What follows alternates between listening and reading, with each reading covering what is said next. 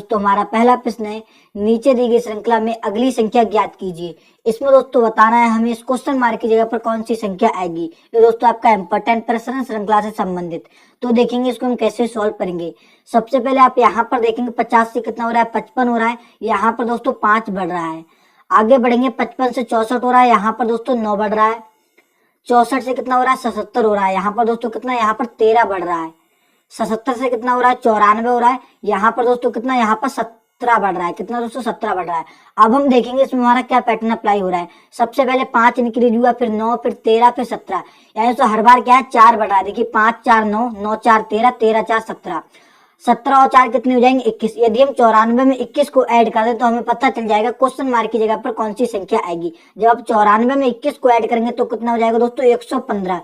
यानी दोस्तों question mark की जगह पर कौन सी संख्या आएगी, 115 आएगी। तभी दोस्तों हमारी श्रृंखला कंप्लीट हो पाएगी। तो दोस्तों अब आप देखेंगे 115 कौन सा ऑप्शन में दिया गया है, 115 यहाँ पर ऑप्शन नंबर बी में दिया गया है। तो यहाँ पर हमारा सही जवाब हो जाएगा ऑप्शन नंबर बी।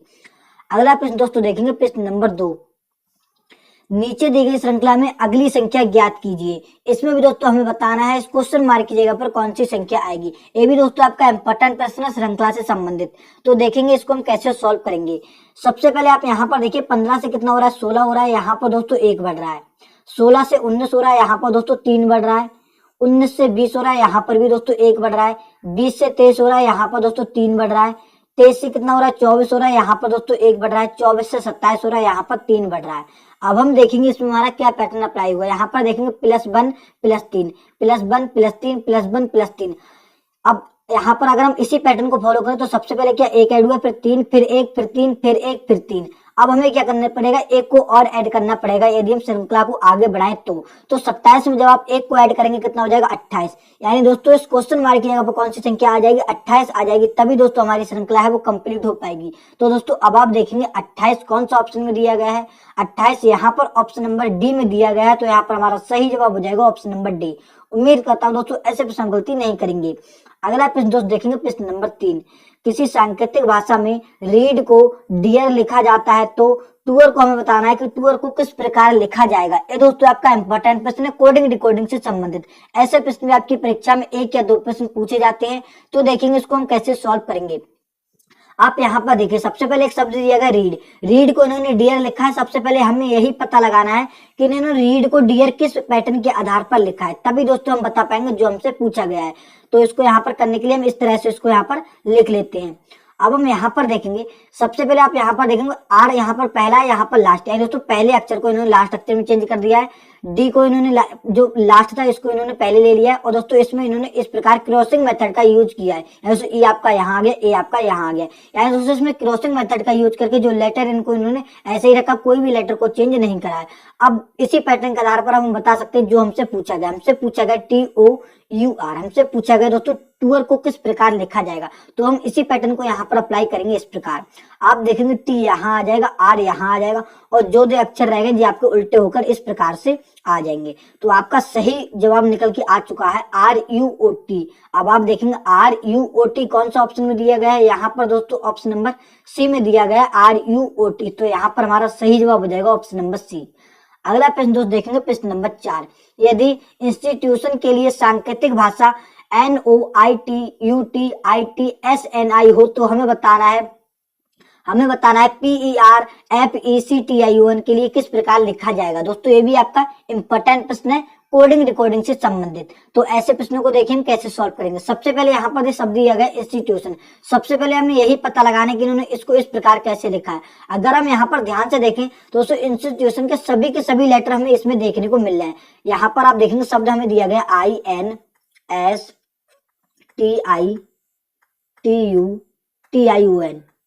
जे आपको शब्द दिया गया, इसको दोस्तों इन्होंने लिखा है, इसको लिखा है इन्होंने NOITUTITSNI। आई। इसको दोस्तों इन्होंने इस प्रकार से लिखा है। अगर हम यहाँ पर ध्यान से देखें सभी के सभी लेटर हमें इसमें देखने को मिल रहे हैं, लेकिन किस पैटर्न के आधार पर मिल रहे हैं अब हमें इसमें वही पता लगाना है। अगर हम यहाँ पर देखें तो एन आपका यहाँ पर लास्ट में है तो इन्होंने पहले लिखा है, वो आपका यहाँ पर लास्ट से सेकंड है तो इन्होंने इस प्रकार लिखा है। यानी दोस्तों इन्होंने इस पैटर्न के आधार पर अपना यहाँ पर उत्तर लिखा है। तो इसी क्रम के आधार पर अब हम लिखेंगे जो हमसे पूछा गया, उसी पैटर्न के आधार पर हम बता देंगे। यहाँ पर आप देखेंगे तो आई पहले था, इन्होंने इसको लास्ट में कर दिया गया, ऐसे इन्होंने विपरीत करके लिखा है। अब हम इसी पैटर्न के आधार पर इस फ्लो में इसको लिखेंगे जो हमसे पूछा गया। अब हमसे क्या पूछा गया,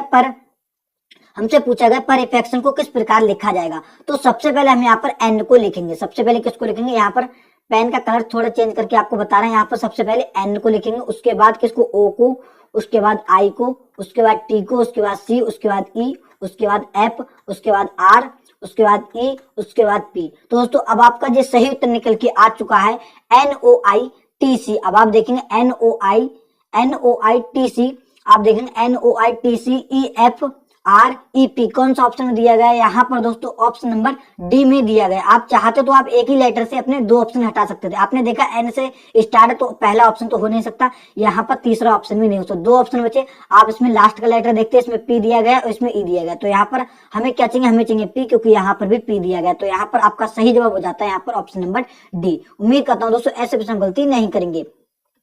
अगला प्रश्न देखेंगे प्रश्न नंबर 5। प्रश्न नंबर 5 दोस्तों, दुख का संबंध इन्होंने मृत्यु से दिया है तो हमें बताना है खुशी का संबंध किससे होगा। ये दोस्तों आपका इंपॉर्टेंट प्रश्न है, एनालॉजी से संबंधित। तो देखेंगे उसको हम कैसे सॉल्व करेंगे। यहाँ पर आपको सबसे पहले तो पता लगाना है कि इन्होंने दुख का संबंध मृत्यु से किस प्रकार दिया। अब आप यहाँ पर देखिए, दुख कब होता है, जब किसी की मृत्यु हो जाती है। दुख कब होता है, जब किसी की मृत्यु हो जाती है। अब हमें पता लगाना है खुशी कब होती है। अब हमें पता लगाना है खुशी कब होती है। क्या रोना आता है तो नहीं, ये तो ऑप्शन हमारा अलग ही हो जाएगा। क्या नृत्य होता है तो खुशी होती है, ये ऑप्शन भी अलग हो जाएगा। क्या प्रेम और जन्म में से कोई होगा तो क्या होगा आपका यहाँ पर, अगर हम यहाँ पर प्रेम देखें तो इसमें प्रेम भी नहीं हो पाएगा, क्योंकि दोस्तों यहाँ पर दुख का संबंध मृत्यु से दिया गया। दुख कब, आदमी दुखी कब होता है, जब किसी की मृत्यु हो जाती है। खुशी कब होता है, जब किसी का जन्म हो जाता है। तो इसका संबंध हो जाएगा हमारा जन्म से। तो इस प्रश्न का हमारा सही जवाब हो जाएगा ऑप्शन नंबर बी। उम्मीद करता हूँ दोस्तों ऐसे प्रश्न गलती नहीं करेंगे। अगला प्रश्न दोस्तों देखेंगे प्रश्न नंबर 6। यदि नारंगी को मक्खन, मक्खन को साबुन, साबुन को स्याही, स्याही को शहद, शहद को नारंगी कहा जाए तो कपड़े धोने के लिए क्या प्रयोग किया जाएगा। ये दोस्तों आपका इंपॉर्टेंट प्रश्न है, कोडिंग रिकॉर्डिंग से संबंधित। ऐसे प्रश्न भी आपकी परीक्षा में 1 या 2 देखने को मिलते हैं और बड़े ही आसान होते हैं। तो इसका करने का आप देखेंगे तरीका क्या रहेगा। यहाँ पर हमसे पूछा गया कपड़े धोने के लिए क्या प्रयोग होता है। सबसे पहले आप लोगों को बताना होगा कपड़े धोने के लिए क्या प्रयोग होगा। तो आप सबको पता होगा, तो कपड़े धोने के लिए क्या प्रयोग होता है, साबुन। क्या होता है दोस्तों, कपड़े धोने के लिए प्रयोग क्या होता है, साबुन। आप जाएंगे ऑप्शन पे, ऑप्शन में भी साबुन दिया गया तो आप इसको लगा के चले जाएंगे, जो कि आपका एकदम से गलत जवाब होगा। क्यों गलत जवाब होगा, क्योंकि दोस्तों यहाँ पर आप देखेंगे कपड़े धोने के लिए आपको जो तो पता है साबुन का प्रयोग किया जाता है, लेकिन जब आप अपने ऑप्शन पे जाएंगे तो आप देखेंगे, जब आप अपने प्रश्न को पढ़ेंगे तो यहाँ पर आपको सबसे पहले पता लगाना है इन्होंने साबुन को क्या कहा है। यहाँ पर हमें मिला साबुन, साबुन को इन्होंने कहा है स्याही, तो हमें स्याही ऑप्शन में लगाना होगा, ना कि साबुन। तो इस प्रश्न का सही जवाब हो जाएगा यहाँ पर ऑप्शन नंबर सी, क्योंकि सी में दिया गया है स्याही। आप यहाँ पर गलती कर सकते थे, यहाँ पर दिया है कपड़े धोने के लिए क्या प्रयोग होता है, आपको पता है साबुन होता, तो आप साबुन यहाँ पर लगाते, जो कि आपका एकदम से गलत जवाब होता है। आपका सही जवाब इस प्रश्न का हो जाएगा स्याही। उम्मीद करता हूँ दोस्तों ऐसे प्रश्न गलती नहीं करेंगे।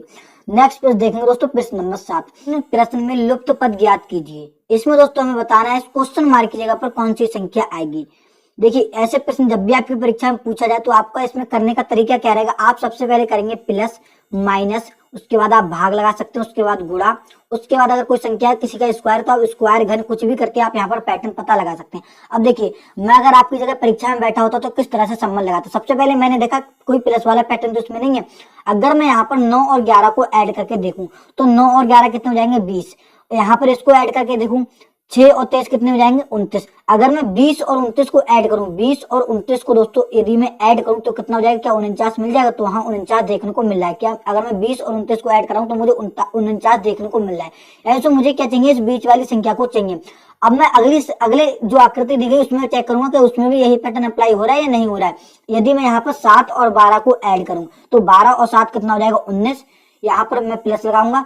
13 और 8 यहाँ पर देखूंगा, 13 और 8 कितना हो जाएगा आपका यहाँ पर 21। कितना हो जाएगा 21। क्या 19 और 21 को ऐड करते हैं तो 40 आता है। तो जी बिल्कुल 40 आता है। कितना आता है, 40। तो 40 यहाँ पर बीच में दिया गया है। अब इसी पैटर्न के आधार पर, सेम पैटर्न के आधार पर हमें बताना है यहाँ पर क्वेश्चन मार्क की जगह पर कौन सी संख्या आएगी। तो सबसे पहले करना है हमें यहाँ पर 16 और 9 को ऐड। जब हम 16 और 9 को ऐड करेंगे तो कितना हो जाएगा दोस्तों आपका, कितना हो जाएगा आपका यहाँ पर 25, कितना 16 और 9 25, यहाँ पर आप इसको ऐड करेंगे 26 और 8 कितना हो जाएगा 34। जब आप इसको ऐड करेंगे 25 और 34 को दोस्तों जब आप ऐड करेंगे तो आप यहाँ पर देखेंगे 5 और 4 9, 3 और 2 5, यानी दोस्तों कितना, यानी इस क्वेश्चन मार्क की जगह पर कौन सी संख्या आनी चाहिए, 59 आनी चाहिए।